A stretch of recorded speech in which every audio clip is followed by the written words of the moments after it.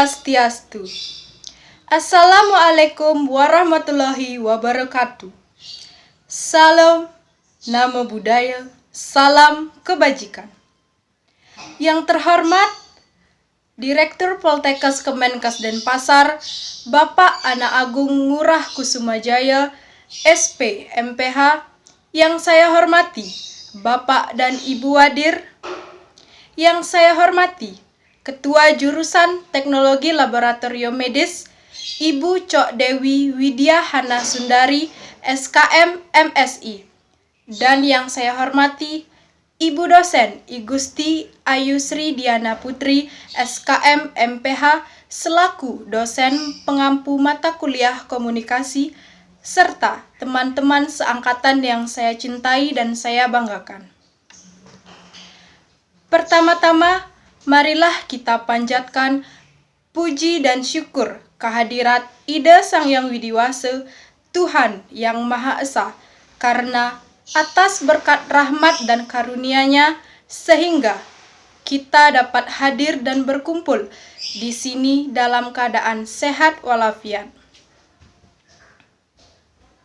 Pada kesempatan kali ini, izinkan saya, Putu Gita Arisudani, mahasiswi semester 2 Program Studi Diploma 3 Teknologi Laboratorium Medis Poltekkes Kemenkes Denpasar, akan menyampaikan pidato singkat tentang pentingnya melakukan pemeriksaan laboratorium. Hadirin yang berbahagia, seperti yang telah kita ketahui, pemeriksaan laboratorium merupakan penelitian perubahan yang timbul pada penyakit dalam hal susunan kimia dan mekanisme biokimia tubuh. Pemeriksaan laboratorium juga sebagai ilmu terapan untuk menganalisa cairan tubuh dan jaringan untuk membantu petugas kesehatan dalam mendiagnosis dan mengobati pasien. Biasanya, diagnosis penyakit dibuat berdasarkan gejala penyakit dan keluhan. Hadirin yang berbahagia, mengapa kita perlu melakukan pemeriksaan laboratorium? Pemeriksaan laboratorium tidak hanya dilakukan bagi individu yang sakit. Individu sehat yang rutin juga harus melakukan pemeriksaan laboratorium akan memperoleh banyak manfaat. Pemeriksaan laboratorium dapat berupa medical check-up berkala sehingga individu dapat memantau terus kesehatannya. Lalu apa saja fungsi pemeriksaan laboratorium?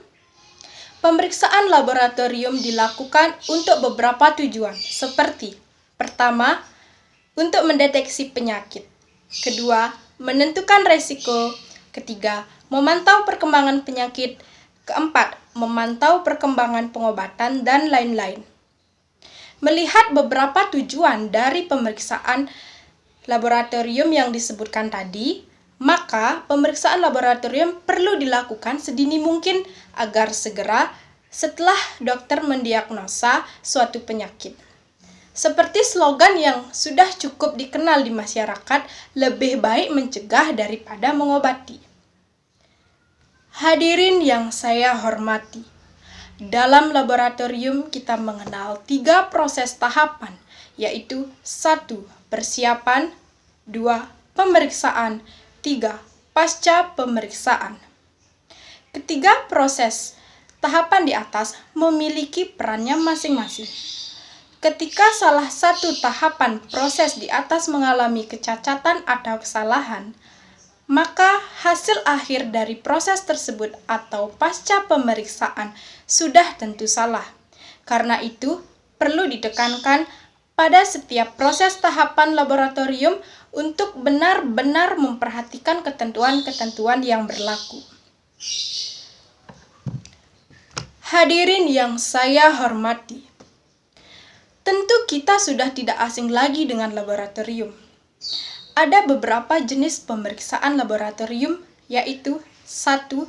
Kimia klinik, 2. Hematologi, 3. Imunologi, 4. Mikrobiologi, 5. Patologi, 6. Serologi, dan yang terakhir, sitologi. Hadirin yang berbahagia, sebelum kita melakukan pemeriksaan terhadap pasien, tentu saja kita harus melakukan persiapan terlebih dahulu. Persiapan yang umumnya dilakukan seseorang saat melakukan pemeriksaan laboratorium yaitu 1. Puasa 12-14 jam sebelum pemeriksaan dilakukan. Tidak diperkenankan melebihi dari batas waktu puasa yang ditentukan. 2. Tidak diperkenankan merokok, makan, minum kecuali air putih selama berpuasa.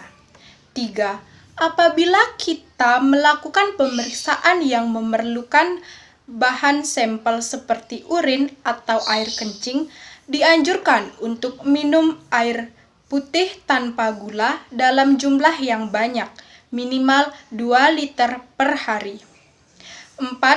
Tidak mengkonsumsi obat-obatan baik secara oral maupun yang lain yang dapat menyebabkan terjadinya respon tubuh terhadap obat tersebut. 5. Menghindari aktivitas fisik berat seperti berlari, naik turun tangga dalam jangka waktu yang lama, olahraga gym atau maraton pada malam hari sebelum pengambilan darah. 6. Menghindari stres sampai proses pengambilan sampel selesai.